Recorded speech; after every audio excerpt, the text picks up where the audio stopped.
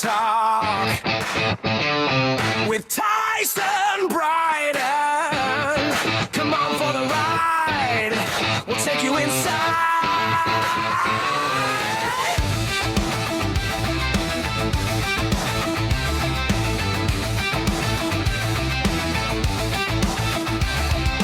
Non-stop rock talk.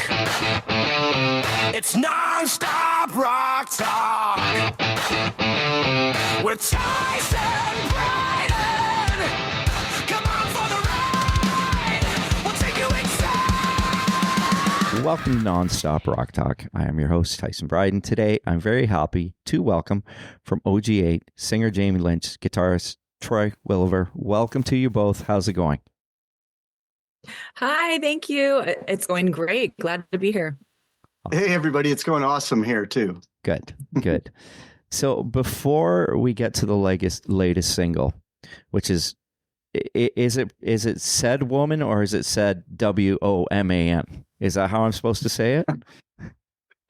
You can say it either way, but we call it Woman. Okay. But there is a part of the song where I break it down, WOMAN. So that hence the name, the title is spelled out that way. Yeah, and that's why I asked, because I was like, I don't want to mess it up in case, like you guys might have no, don't say it that way. It's got to be WOMAN. No, either way is great. Okay. Well, now it's giving me an idea. Maybe we should. No, I'm kidding. All good. So tell me, before we get to that, as I mentioned, about yourselves as musicians, like kind of both of you, your musical journey really, and how OG8 came to be. So let me go first. Yeah, go for it. Yeah. Okay, thank you. So a little bit about my background with music. I actually grew up in Utah. I'm now living and based in Las Vegas. And I grew up dancing and acting mainly. And when I moved to Vegas, I was about 19 years old. So this was a million years ago. but I moved to Vegas and I started dancing professionally in some of the shows out here in the Las Vegas Strip. And I always had this desire to sing. And honestly, I just never really thought I could for some reason. I did a little bit of singing, growing up in theater and stuff like that, but I wasn't really focused on it. And when I got to Vegas, I really started taking it seriously and started really learning how to use my voice and, taking some lessons and studying the instrument. And so I was able to eventually make that transition from professional dancer into a singer first, dancer, singer, then singer. And I've been in Vegas performing for too long. I mean, decades, to be honest with you. But yeah, and so I've just been singing and performing out here. And I teamed up with Troy and OG8 a few years back in 2023, I believe. And yeah, and he came and found me and I said, hey, let's, can we write together? Can we make some music? And he was like, heck yeah. So, we started teaming up and writing and here we are. A couple of years later, we're into the second album at this point, and that's amazing. Just really, take it as far as we can. Cool. And you, Troy? Yeah, man, that makes me tired listening to that. Thank you for that. No, it's a lot of good stuff. It's amazing. So yeah, I guess boil it down in a nutshell. I've been a musician for a long, long time. Started playing drums in 1973, started playing guitar in 1980, and formed many bands and have played with lots of people and toured quite a bit. And we got to 2022, and I told my wife, Mary, that I kind of wanted to get back into music. I had stepped away from it for a while, put everything in storage, got a bunch of guitars and a bunch of amps that I've collected over the years. And when it came time to actually put a band together in, 2022, it was after the whole COVID thing. And, it was an interesting time. My background is completely different in the 80s and 90s to music as it is now, because right now, basically it's social media. It's all of the get yourself out there, let everybody see you on your own. So basically we've created a record label called Beat Farm Music as an umbrella for the band OG8. And once we created that, then we went into the process of finding the band members. So I've got a great friend, Renato Carano, who's a sax player. And he and I have played hundreds of shows together. He played with Merle Haggard. It's his last gig. That's cool. Yeah, That's yeah. cool. He played with Merle before he passed and Merle's wife also was in the band, and Merle's son. And so now Renato and Merle's son are teamed up to put a posthumous recording together from Merle Haggard. Oh, that's awesome. So That's cool. yeah. Oh, and he's an absolute gem of a person. I mean, he is spectacular. He's a great friend, and he's kind of responsible for me putting this particular band together. As I said, Renato and I played a lot together. And when I told him what I wanted to do, I said, I need pretty much like the king of all bass players. I needed the best keyboard and B3 player that we could find. And I already had a drummer, Michael Thomas Underwood III, who's just an amazing guy and one of my best friends. And Drew Canulet on mixing, producing, engineering, and being an amazing guy at taking direction and also giving it. And then Jaime. So we had all the pieces put together thanks to Renato. That was George Mitchell that came in, and then Phil Baker, the bass player, came in. And so we had the fundamental foundation of the band set. And these guys are, I mean, my goodness, Phil's bass player. He plays with Pink Martini currently. He's with Diana Ross for 10 years. He's played with just about everybody you can imagine. He's toured the world many times. And then George Mitchell has been with Diana Ross for 45 years. And so they together bring that, wealth and base of knowledge and experience. And I thought, wow, this is really going to be fun. So I started writing. I've got all of these ideas in my head from the past years that I had taken off from music.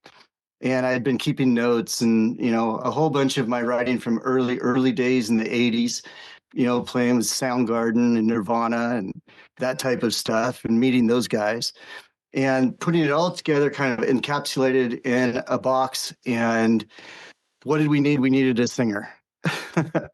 So ironically, we went to Hawaii, and ironically, I have a friend in Las Vegas, and my wife Mary said you should call Troy and see if he knows any singers, and he's a entertainer and performer in his own right. He's out with Cher, Paula Abdul, Michael Jackson. So I called Troy and I said, hey, I've got this project I want to do. It's kind of the last thing that I want to do in music, and I want it to be as good as it can be with the most professionalism as we can create. And he said that he knew like 2 or 3 people, and he would send me their names and numbers. And he did. He texted me, and this one, Jaime Lynch, was in there. And I looked at those numbers and I thought, well, I'm going to try her first. I don't know why. Don't ask me why. And I said to Troy, can you have her call me? And I think she called and left a message, and then I called her back. I can't remember. It was a couple of days in between. And she called me, I think, and I could tell within the first 10 seconds that she was an absolute sweetheart of a person. She had soul, and she was kind. And I thought, wow, a singer with like that. Okay, Yeah. Hold on. So it got my attention big time. And we continued conversation. Jamie's an absolute wonderful person, heart and soul. And I just had this inclination. I don't know why. And I said, when's your birthday? Because it's always interesting, the dynamics in a band, as it pertains to different character types. Yep. And so she goes, kind of dead silence for a second. And then she goes, it's today. And I was like, wow, Whoa. This is really, It was Wow. like kismet. Yeah. So we were in Hawaii, and then I said, well, can we meet, and she goes, well, I'm playing with my band Zoe Bowie in Las Vegas at the D. And so we rounded up Drew Canulet, our engineer producer, myself, Michael Underwood, our drummer, came in, and then Troy Burgess, my friend. And we all went down to the D, and we saw Jaime perform, and it was a done deal. That's cool. She's amazing. Thank you. Yeah, then we find out now everybody's best friends, my wife, the spouses, everybody's getting along like a family. And it's really the first time that I've been in a band, for the past 35 years, where it's a band of people, not about one person, but about us all. Yeah, and I'm sure that is hard to find. Impossible almost. Yeah. Yeah, that is a great story. That is awesome. Yeah, I love, I mean, when you mentioned the B3 Hammond organ and the saxophone, I mean, I always say like saxophone, I mean, it was big in the 80s, the 70s, 80s, there was saxophone. And, you know, I even think of like back to the movie Eddie and the Cruisers and that band, John Calvert right. and the Beaver, they had sax, right? And Bruce Springsteen had sax. And then somehow over the years, sax has gone away in rock and roll. Right.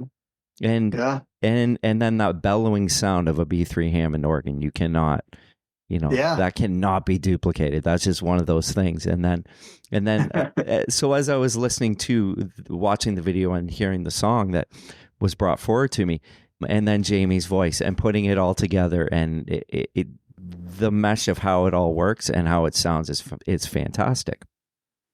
Oh man, thank you. So now this isn't as of a good a question as what we were just talking about, but I'm curious about the name, how it became OG8. You want to take that one, Jamie?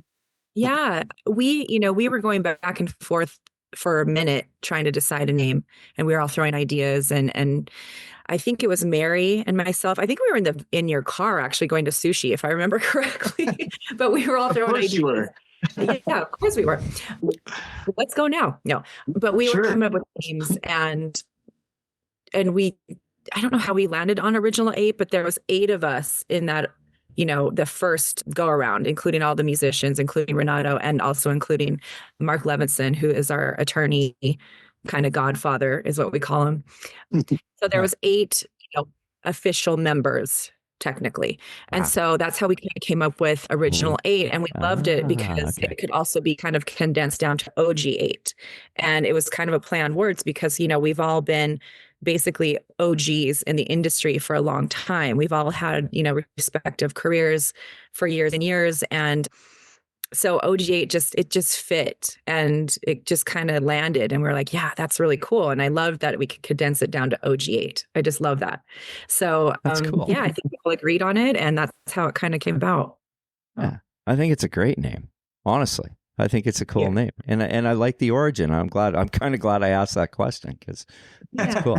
It was a good question, right? And I thought it was like, okay, you know, sometimes you ask those questions and you're looking at your notes, you're going, is this really a good question? But that was a great answer, so thank you.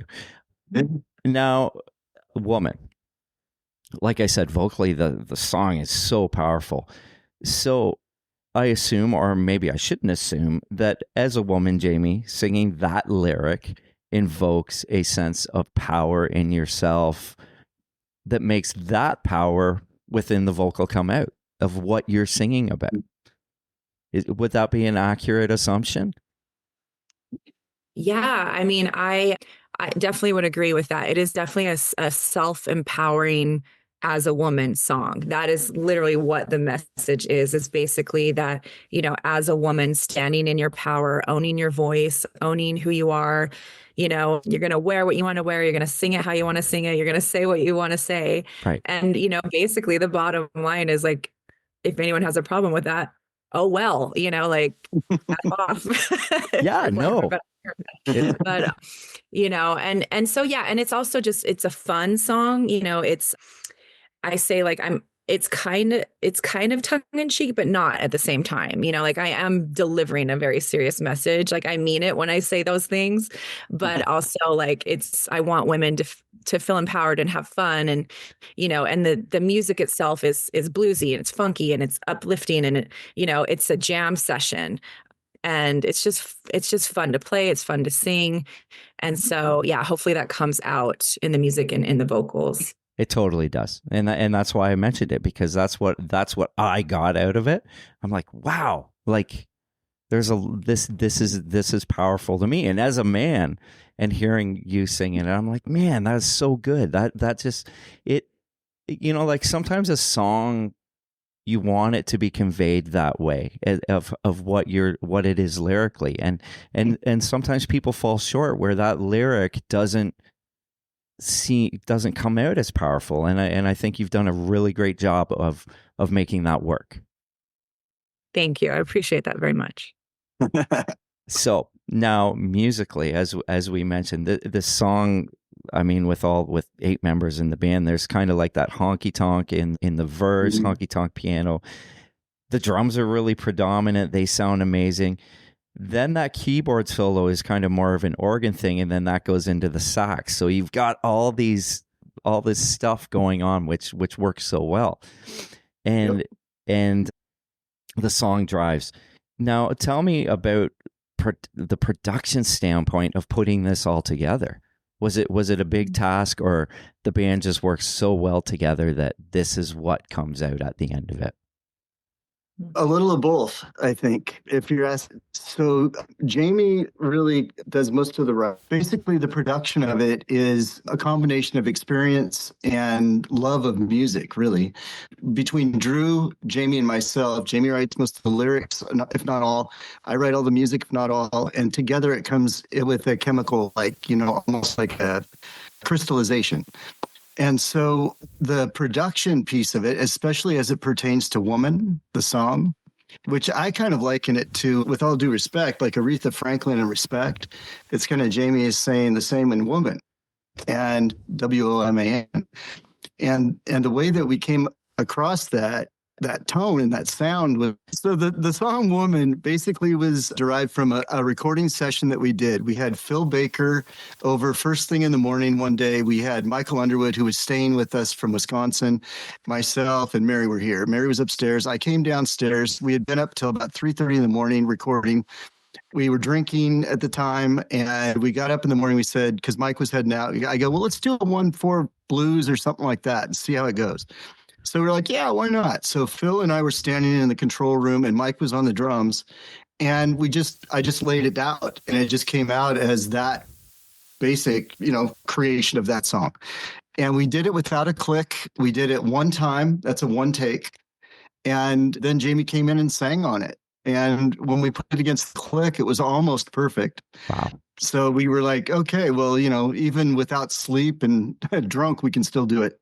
Yeah. So that was 360 days ago. And I've been sober for now 360 days. Oh, good for you. So, right on. Yeah. You know what? I commend you on that, because thanks, man. I myself have been sober for, I think I'm 19 months now, so I can totally relate to that. I don't drink anymore either. Yeah. So good for you, man. Yeah. And I always love hearing those stories of other people that are no longer, so congratulations. Yeah. Never been healthier. And, for what we have coming up, we have long-term plans for this band. And with what we have coming up, you really have to be, at your peak performance. Yeah. Now, Jaime, I'm curious, because with, like, Troy just mentioned that you write all the lyrics. Do you think it would be harder for you to convey a song like this if you hadn't written that lyric? If you had not written those lyrics? That's a great question. Yes and no, because I mean, it's definitely, the lyrics are personal to me, but they're also the songs. The way I can explain it, and we've talked about this before, but when music is coming through, it almost feels like a gift from the universe or something. Yeah. It's like it's almost an energy that wants to come out, and so we're kind of letting that out. And so I feel like when I'm writing to the lyric or vocal melodies, whatever, I'm trying to just allow that energy to come out. And I feel like it's coming through me in my own filter, if that makes any sense. So I am writing about these personal experiences to me, but also it's not totally specific to me. It's more of a universal language. We both believe that music is healing, and writing these songs is very cathartic for me as well. And so, yes, it is very personal. And when I deliver these songs, I am in that energy, in that space. As far as not writing all the lyrics or what have you, I think it's just being able to connect with that song and that message, and then you can convey it through, your own personal experience of it, Yep. if that makes any sense. Yeah, it totally makes sense. So yeah. So yes and no to answer your question. Okay, perfect. Now let's talk about the video, which is kind of, it's an animated thing, and it looks brilliant, and I love that the lyrics are included within it. Tell me about putting that together. Did you? I would assume you had someone work on that with you. Mm-hmm. Yeah. So we were doing this big radio promotion around Woman, and we wanted to have a lyric video for it. And so, we kind of, our team and ourselves kind of racked our brains for some ideas. And I always thought it would be fun to have an animated kind of version, of a song. I was thinking of like the Gorillas, back in the day. I just loved their animation. And I just thought it was just fun, it was just like a fun idea.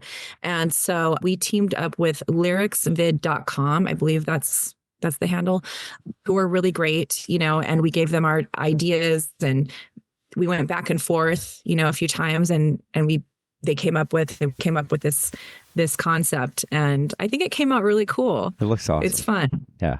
Yeah, thank you. Yeah, it looks good.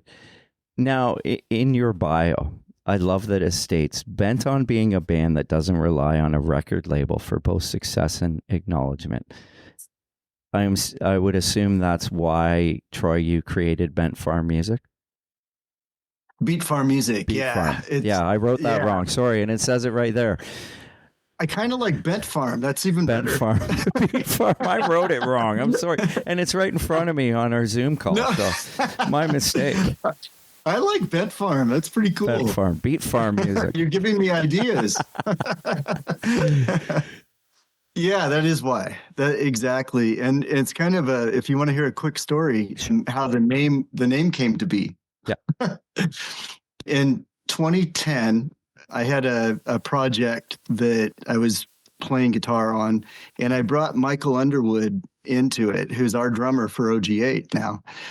And we were on a television program playing live in Portland, Oregon. And the interviewer, before we went on live, and it was live without a net, came up and she was asking me to introduce the band. And I introduced Michael Underwood as a beat farmer, because he's a drummer. Beat Farmer. And she looked at me and she goes, you have a farm? And so we started laughing, and I said, yeah, he's a beet farmer. And then it cuts to Mike, and he's laughing, and she goes, oh, beets. Okay. and so we named the label that because it had, some humor. Really not Bent Farm, though, as I had said. So no, that makes sense. That's great. That's brilliant. And I mean, in the logistics of what a label is today and what labels do, and how music's so, how do you even put it in a nice way? So generated by not people actually playing. Exactly. I think that going your own route is the way to go now. Having your own freedom, your own artistic freedom to be able to do what you want. Because let's be honest, this style of music probably, this is what people love, but big record companies don't necessarily want to look at this stuff. And that's not right. That's not a lie. Yeah. Yeah, you're absolutely correct. And when you think about it, all of those big record companies were once very small. Yeah. That's right. And it's on the back of the musicians that they've made their, way. Absolutely. So for us, and being in the business a long time, I've seen a bit of everything. So with this, we decided that why do it the same, and expect a different result.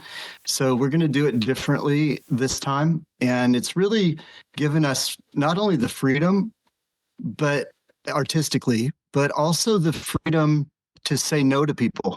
Yeah. And there's a lot of value in the word no sometimes. I agree with you 100%. Mm-hmm.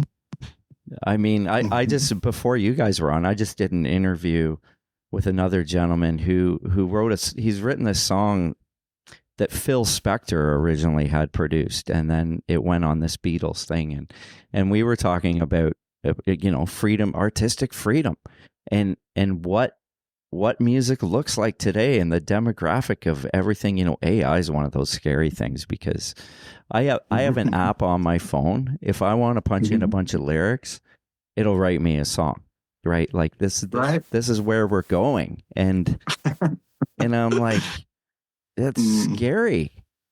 Yeah, it's sad. I would agree with you, and it's really, really doubly sad when you think about, you put a lot into to honing your craft, and it seems like people or kids. I started playing when I was really little, and I stuck at it, and I learned, in my opinion, which was Clapton and Page and Peter Frampton and all those guys, Jeff Beck.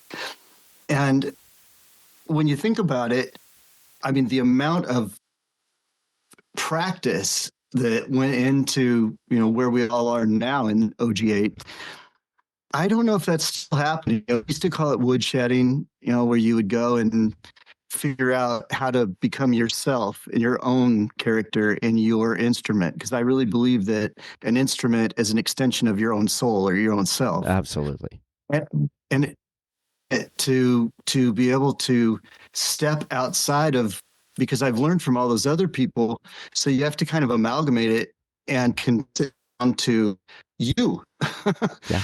And that's not easy, because I don't like playing by turning a crank. I do it by feel. Yeah. And I wouldn't have been able to do that had I not practiced day and night. Like, I love those stories where you hear of guitar players back in the day that practiced to the album and would like have to take the needle, and then they'd have to like move the needle back, and I got to hear that again. I got to put it in the right. You know what I mean? Like, think about that. That's a tedious thing of hours and hours of learning, right? And man, your craft. You are singing to the choir. I used to take like Dirty Clothes or whatever was sitting next to my turntable, and I would put it against it so it'd slow it down, and I could figure out, I've heard of other people doing that, but I actually did it. and it would it wouldn't change the pitch, but it would slow the play. Right. So it gave you a little bit longer to figure out, okay, that's in the key of F sharp. I thought it was F, I mean, it's really cool. No E flats, E minors, it's really cool to figure that stuff out by the album. Yeah. And now you can just go on YouTube and watch some other guy play it, which is good, which I'm not, but that's not a bad thing, because if someone's young is learning how to play guitar, then by all means. And if they have the tools there to help them to get better and they become great musicians, awesome. I think that's amazing. Right. It's just totally, but it's just when you think back to 70s, 80s and how people became so proficient and became so good because those hours and hours spent on it. Right. Yep. Exactly. I was playing a show at a kegger when I was in high school, and there was about 250 people and Schlitz kegs. And I had a Marshall 212 Mark II. It was, I think, in 1978. And we played all of this, the Stones, the Who, Doors, Zepp. And I had learned everything note for note. And, I thought I was great. And later I was loading all my stuff out, and this girl came up to me and she goes, "Wow, you sound just like that." And I was thinking to myself, she thought she was giving me a compliment. And I took it as, oh my God, I need to figure out who I am. Oh, that's and so point. That night I literally went home and I started, that was the beginning of the process. And that was 1982. Yeah. So yeah, well, I mean, I'm curious about that as a guitar player of, you become yourself, but do you ever find that you like in creating your own music, like you pick up nuances and go, oh, you know what, that kind of sounds like maybe like I was influenced by this. That's where that came from. It sounds like me, but I also hear my influences within that. Yeah, absolutely. On nail on the head. So, but what I've done is I've taken a lot of the influences I've learned from and flipped them backwards. Yeah. And play them backwards. Sometimes I'll play a solo backwards. Sometimes I'll just, be creative with it. That's cool. And it changes the dynamic a bit. Yeah. That's cool. Mm-hmm. I'm a guitar. I play guitar as well, and I play in cool. I play in a tribute band. So Cool. So that's why I was up north this weekend, because I was traveling, and I listen to myself. I play myself back, and I go, okay, I sound like, okay, that's how that solo goes, but I'm like, I don't play it. I play it note for note, but it doesn't sound as much like the artist as it does actually sounds like me. Right. Because of how I might bend a note, or like, exactly. It's these, right? It's these. Exactly. So, yeah. And this. Right. Yeah, exactly. And over time, it's like probably this band has been together for 23, 24 years doing this thing. I've been in and out a couple times, but the thing is, over the years, okay, probably when I first started doing it, it probably sounded more like it was supposed to, where now it sounds more like me. That's so accurate. Right. Yeah. So that's why I asked those questions about, about guitar playing, because I'm always interested to get that perspective from other guitar players and how they hear things. So. Yeah, absolutely. Yeah, I could tell that you were a musician. Oh, cool. No, that's a good thing. No, that's a good thing. That's a good thing. Yeah, exactly. So moving forward into 2026, what is on the horizon for OG8? More new music, maybe? Go for it, Jamie. Yeah. So I think Troy previously mentioned it, but we are currently recording our second album. We're in the studio actively recording at this point. So that is our focus right now, is getting this album done so that we can hopefully release in September. I don't know the official date, but probably around that time. And, and meanwhile, doing the radio promotion for Woman and maybe a couple other singles before that. And then we're leading up into live shows, which I'm really excited about. Awesome. I can't wait to get on stage with these guys and start getting out in front of people. And I will say, like, side note, talking about technology really quickly, you guys are mentioning AI. I agree with you, but I also think that, it's something that it can be utilized as a tool for musicians, and it's not going anywhere. Yeah. So how can you, benefit from it and utilize it in a way that strengthens your own musicality and creativity? And on that note, going back to the live show, yes, anyone can now generate a song and maybe even generate a voice that sounds like theirs, but can you perform live? Yes. And that will never go away, so the people that have put in the work and have those years and years of experience, that will show on stage and translate. Yeah. And so I'm excited for us to get on stage. Yes. Yeah, I'm glad you interjected with that, because you are absolutely correct. If things are used properly to benefit or whatever, to make you, like, maybe, not sound better, but like there are avenues for it to be used like in the right way. It's just for me, like, a lot of times it's like, oh man, like, it's in some ways AI scary. I agree. Yeah, I agree. I think we're in the Wild West with it right now. It's like, how do we find the balance and what are the parameters around it? Because it's just a free for all at this point. Exactly. Totally. Exactly. Now, guys, Jamie, Troy, I want to thank you for your time today. But before I let you go, is there anything else you would both like to add? I would just say thank you. And also, for your viewers, listeners, please check us out. We're all over social media. We are Instagram, YouTube, Facebook, TikTok, most of which are OG8 official. On Instagram, you can find us at OG8_original8. And also, of course, our website, www.original8.com. Oh, no, excuse me, original8official.com. original8official.com. And everything is linked there. So you can find all of the streaming platform links there, as well as all of our individual bios, individual social media links. So please come find us, check us out, say hello. And I hope you guys will come and check us out in a show one day. Cool. Awesome. Yeah, awesome. Couldn't have said it better. And also we have another single coming out, Change. And that's going to be, I think, this month at some point. So maybe we'll get a chance to talk with you again. This has been a great interview. Yeah, that would be great. You're a great person. Thank you for having us. Oh, no problem. And thank you. And I would assume most of your dates are in the States where you guys play live. You probably don't. Mhm. You probably don't make it up here to Canada, but maybe you will at some point. I'd like to. Yeah. Yeah, We I'd like to. Just don't come in the winter. Don't come. Just stay away from here in the winter. You won't like it. I don't like it. That's a deal. That is a deal. Yeah. Just come when you can wear shorts and flip flops. Don't come in January. It's just it's not. People say it's beautiful here. It is, but when it's minus 30 degrees Celsius, you don't even want to leave your house. So. Mm-hmm. We'll see you in August. Okay, perfect. There you go. That's awesome. That's how I feel about Vegas. Same thing. It's like extreme weather in the summer. Yeah. Like, it's beautiful. It's amazing. It's fun, but it's hot. Yeah, So that's what I hear. I've never been to Vegas, so I mean, to come. I would love to, and everybody says you gotta go, and apparently the hotels made a deal for Canadians, like where they made the money at par. A bunch of the hotels in Vegas.